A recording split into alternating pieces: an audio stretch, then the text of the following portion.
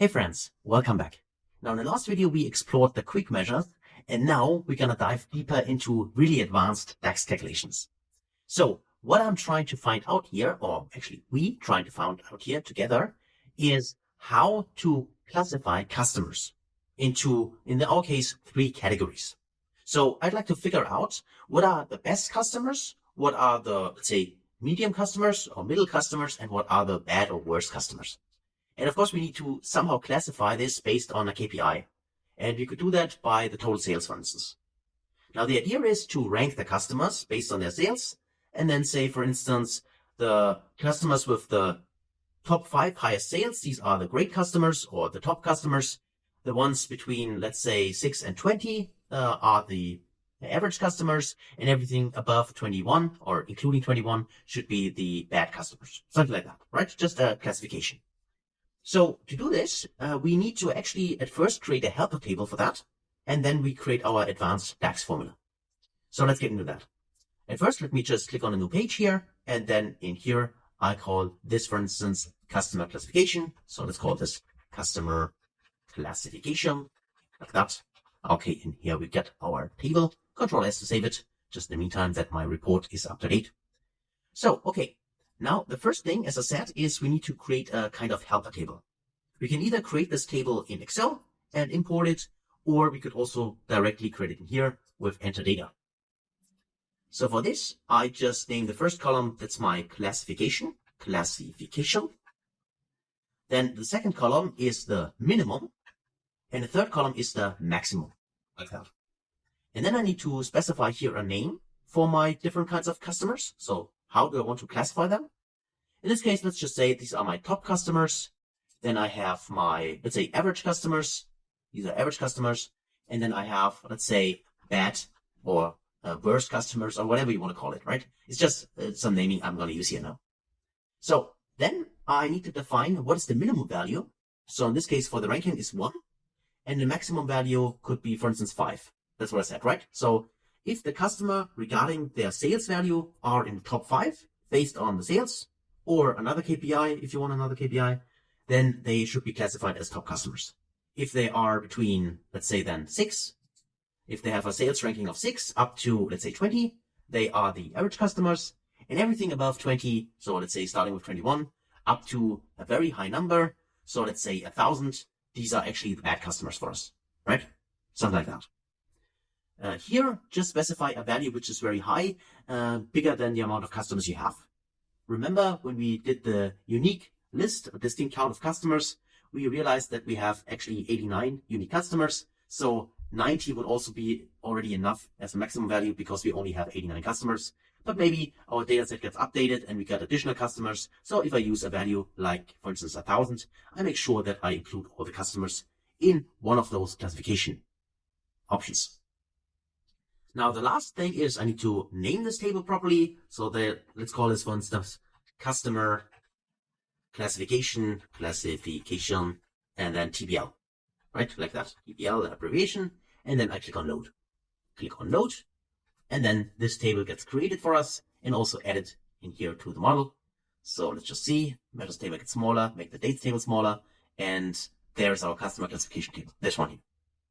And if we go to the data view, we can see that if we select it first, let's make smaller and go to the, where is it, customer classification here, we can see exactly what we created manually. So we can see here the name, we can see the minimum, we can see the maximum.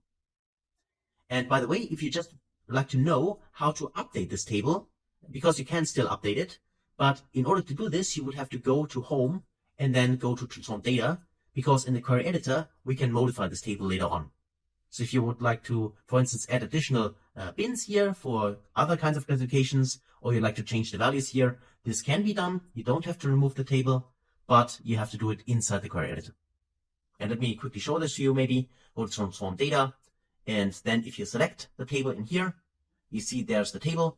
And if you go to the source, here, click this little wheel icon here, you see that then this table opens, and here you can edit it again. I can double click here and change this value if I want. But this is the only way to change the data itself. You cannot change it inside the Power BI view, so not outside actually the query editor, right? That's the only way to do it.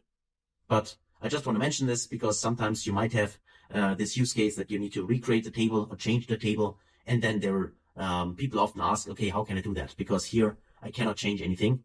You can, but you have to go to the query editor.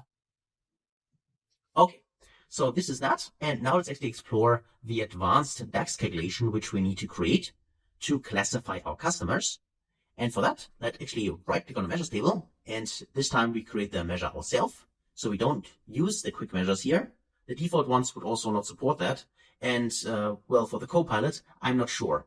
We would have to be really specific and ask what we want to figure out whether this is possible to reproduce. But here, let's do that ourselves and learn a little bit more about DAX. So let's create the new measure. And let me just zoom in. Here's the measure. And then let's actually name this, for instance, classify customers. Customers, like that. Of course, as always, feel free to change it to a different name if you do not like my naming style, because here I just use some random name for that, which makes at least a little bit of, well, sense, at least from my point of view. So let's actually create it. Let's say calculate, then the expression. So in this case, I said that we define the customers or rank the customers based on their sales numbers. That's why I'm referring to my favorite measure so far, which is total sales. But of course, you could also do the same for a different measure. And in fact, you can use the same formula later on and just switch the measure. So let's do that. Let's put in here the total, in this case, total sales, like that. And then I would like to do something as a filter argument. So I want to give it a new context. Now, the context itself, I would like to filter, so use the filter function. I want to filter a table. The table I want to filter is my customers. So the customer company in my case. So I would like to see here the values, which we already know gives us a unique list of customer companies from the orders table.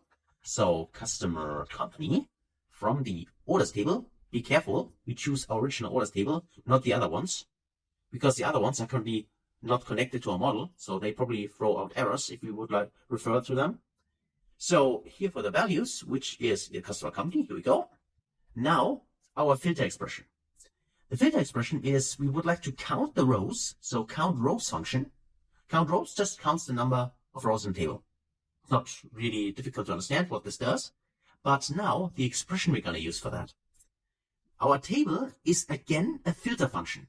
So we can see we can create it nested tables. So this filter creates a table. Values creates a table for this filter. In the filter expression, we create another table. So that's a nested table actually. And this filter table here is referring to our helper table, the customer classification. Here, this one. And we want to filter this table based on the ranking. Remember, we had values for the minimum and the maximum. So 1 and 5, for instance, for the top customers.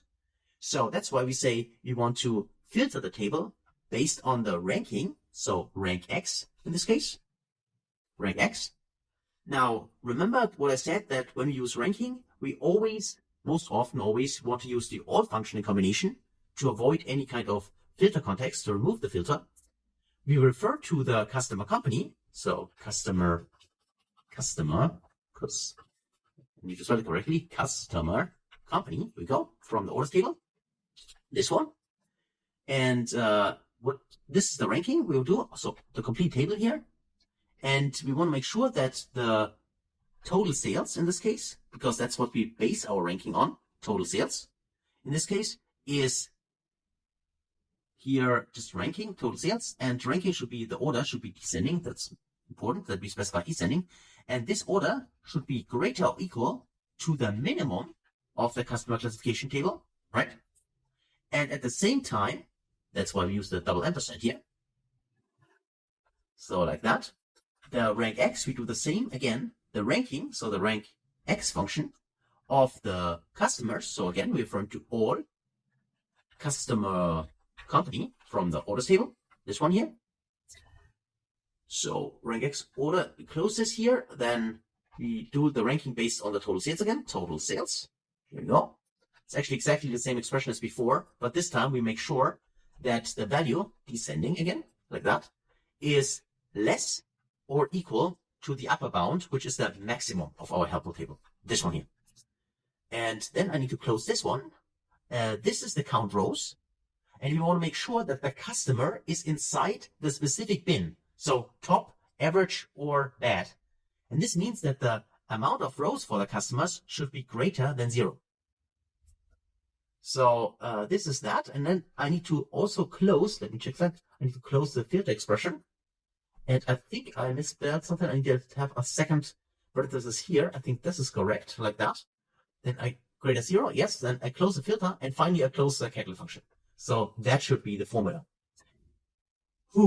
I get that. This is quite a long formula, and exactly this is why it's always helpful to copy it, Control C. And this is why I love this tool here, because it helps me at least format this at the beginning to easily understand it, because right now I think nobody can really read it. But with the formatting option, it helps us already to better understand it. So let me copy this and let me go back. Let's drag this out like that. And then let me just select this again and paste it inside. Like that. Okay, here we go. That's our formula. And let me just check it. Click on the checkbox here, and we are good to go. So what we do here is we calculate the total sales in a modified context using the filter here. The filter function uses the values, so it gives us a unique list of customer companies. And this unique list is then filtered based on the second expression, which is this one. Now this one uses the count rows function, and count rows just counts the rows in the table.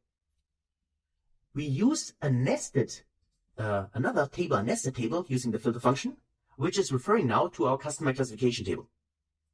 We do a ranking of all the customers and just check whether the customer is between the minimum and the maximum for the specific categories, or in this case, the specific, let's say, bins we have inside the customer classification table. So is the minimum of its ranking or in the maximum, or actually is this ranking, to be specific, is this ranking between the minimum and the maximum value of this table.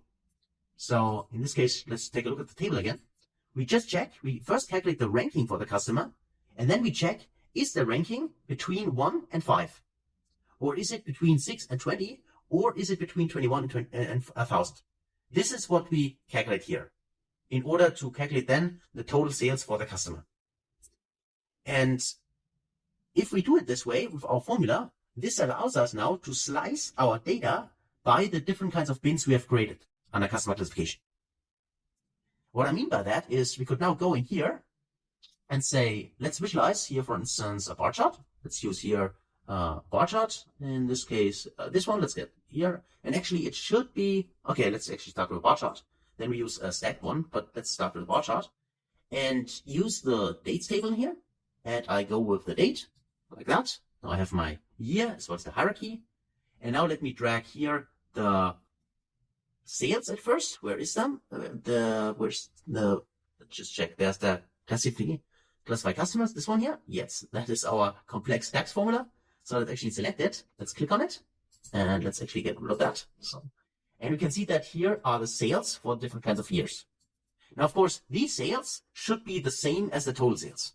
So if I select total sales, we can see we got exactly the same values. So far, so good. Because currently, we just return the total sales for all the customers. The insight we get, actually, which is different from total sales, is as soon as we use something here on the legend. Because here we could now use our different kinds of bins, so our labels for our customers, inside the customer classification table, this one here. So the top, the average, and the bad. And we can drag this here to the legend. And as soon as we do this, we now get our values based on the different kinds of classifications we have. So that means, for instance, in 2021 here, the top customers, so we need to be a little bit careful with these values here. So the average is the dark blue, this one. Maybe we switch. It's easier to see actually to a different, it's this one. I think that's easier, at least here. But I do not really like it. So let's go to a different one. I don't like this at all. This is fine. Okay, I click this one. But you can see that the average customer contributed this amount to our total sales in 2021. And the bad customer is this amount, and the top customer is this amount. So this is here for the normal bar chart. And of course, we could go in here in the formatting option and also add the data labels if you want to do that. So we can see here, these are the values. But I could also Control C to copy this, Control V to paste it, so I've had it a second time. And which insight I personally prefer is to see this as percentage numbers. So that's why I just go inside the visual here and just change it to a stacked. Where is it? I need to have the stacked one. And I would like to have the stacked, this one here, 100% stacked, and select this one. And now you can see here the percentage, so the amount of sales for each of the different groups which we have created. So this gives me here an indication that, for instance, my top 5 clients in the year 2023, for instance here, contributed more than a third of the total sales. This is an insight I can get from this advanced DAX expression which we've created together. And this is something I cannot get with the normal total sales measure, right? This was just helpful to see that in total, across all the different kinds of classifications we have, of course, the value needs to be the same as the total sales. But now if we use our helper table to slice the data, we get new insights into our customer base. And this can be quite interesting. It's like the Pareto analysis, if you are familiar with that, right? To figure out for instance, 20% of our customer contributed 80% of sales, right? You can also create something like this in Power BI. And this, for instance, this analysis here goes in the same direction. It gives us insights about our client base and how many clients contributed actually, what kind of percentage to the total sales in this case.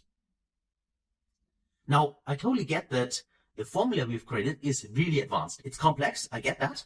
But the great thing here is not only that, of course, we go through it step by step to better understand it, but also that you can treat this as a scaffold. So there is no need to reinvent the wheel.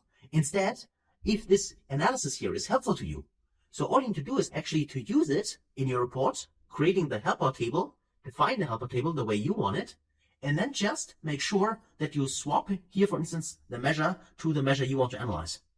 And then you can use actually this as a scaffold and just apply it again and again in your own reports. Okay, so that's it for this video and this DAX expression. So it was advanced, but we have done it together. And thanks a lot for watching, and I hopefully see you in the next video. Until then, best guys.